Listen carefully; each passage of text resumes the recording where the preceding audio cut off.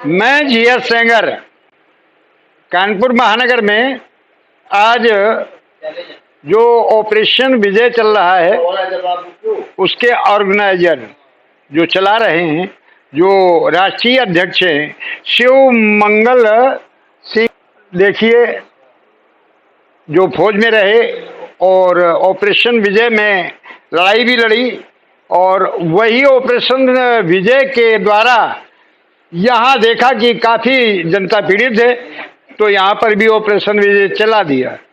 उसके भी काफ़ी सैनिक सिपाही तैयार कर दिए हैं। अब मैं वो झलक आपको कुछ ही क्षणों में दिखाऊंगा।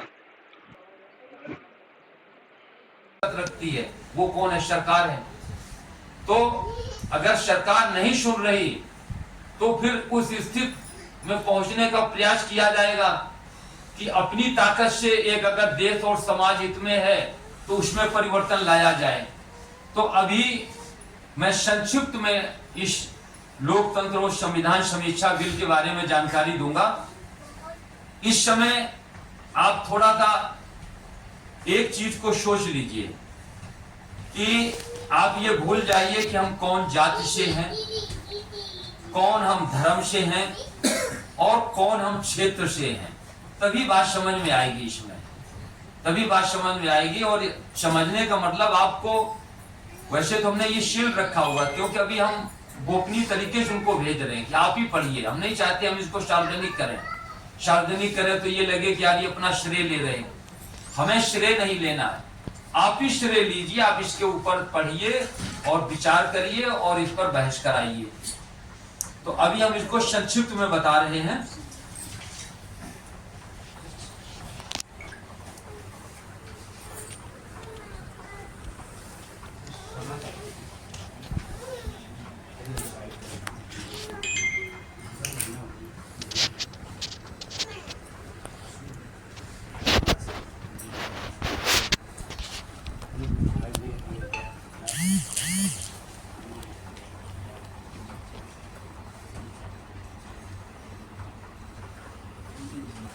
जाइए आप, जाइए, बिल्कुल जाइए। नहीं नहीं जी जी, आप देखिए उसमें, और जहाँ पर भी कुछ ऐसा वो तो शुरू की थी 15 अगस्त 2024 से। और इस यात्रा का जो परिणाम रहा कि सरकार ने आगे जो है हमारी यात्रा कानपुर देहात से आगे जाने पर उसको मतलब उसकी अनुमति रद्द कर दी और कहा कि हमारे पास यात्रा को नियंत्रण करने के लिए पर्याप्त पुलिस फोर्स नहीं है। तो ये जो हमारी जो 6 मांगों के साथ जो यात्रा थी, इसमें हमारा ये था कि भारत को पूरी तरह से नशा से मतलब प्रतिबंधित किया जाए। कोई भी नशा हमारे देश के अंदर नहीं मतलब रखा जाए। मिलावट, इसको खत्म किया जाए। मिलावट करने वालों पर धारा 307 जो वर्तमान की धारा 325 है उसके तहत कार्रवाई हो। और इसके अलावा था कि एक देश, जैसा हमारा एक देश है, देश के अंदर एक कानून है, तो उसी तरह से हमारे देश के अंदर एक धर्म, मानव धर्म होना चाहिए। एक जाति, जात का टाइटल जो है, जात और धर्म के ये टाइटल इतना ज्यादा लोगों में आपस में नफरत पैदा कर रहे हैं। एक ही मतलब जाति होनी चाहिए। जैसे अपना जो है भारत है तो उसके पीछे जो है हर नाम के पीछे भारतीय हो, धर्म के नाम केवल मानव धर्म। तो इससे क्या है कि लोगों की आपसी जो वैमनस्यता है वो सारी खत्म हो जाएगी। और हमारा जो है पूरा जो समाज वो 3 भागों में बांटा जाए।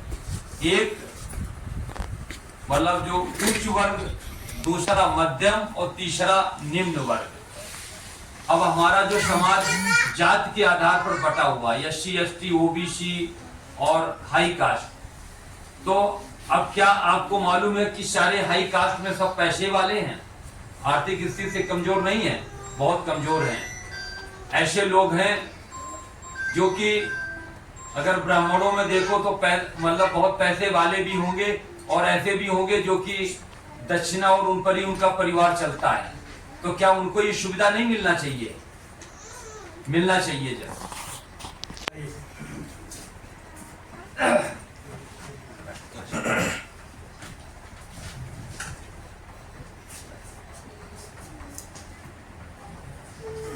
तो हमारा समाज जो वास्तविकता में 3 भागों में बांटना जाना चाहिए।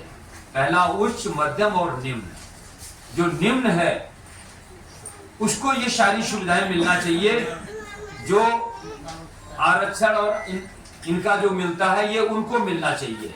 अब तमाम जो है SC ST में लोग ऐसे हैं जिनके घर में 3-3 4-4 IAS IPS हैं। अब बताइए उनको ये सुविधा मिलनी चाहिए?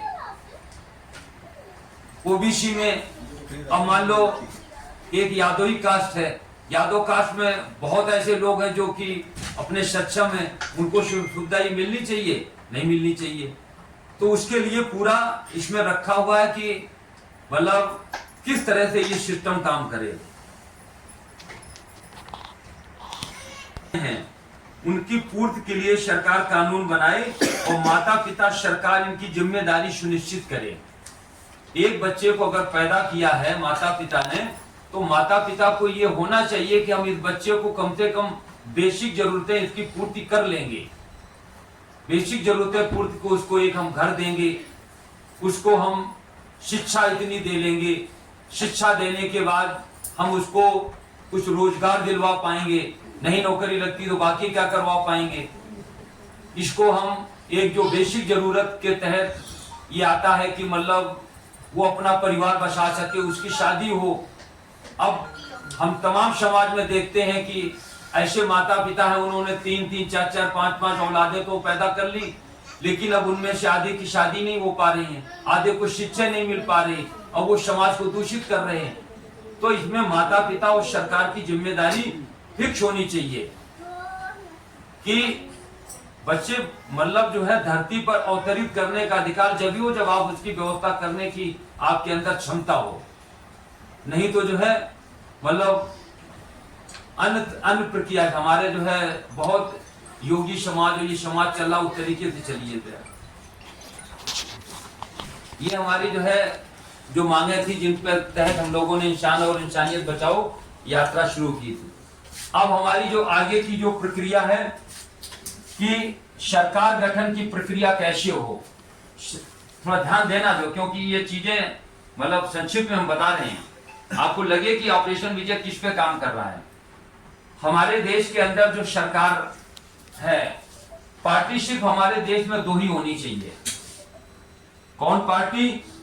एक पार्टी जो है भारत सरकार पार्टी और दूसरी पार्टी भारत सरकार विपक्ष पार्टी। सारी पार्टियां खत्म हो जानी चाहिए। इनके तहत जो लोग चुनाव लड़ते हैं, जितने लोग जीत करके आते हैं, जीत के आने के बाद सारे के सारे जीते लोग भारत सरकार पार्टी के सदस्य। अब भारत सरकार पार्टी के सदस्य कौन कौन होंगे? अब डायरेक्टली कौन चुनाव होंगे?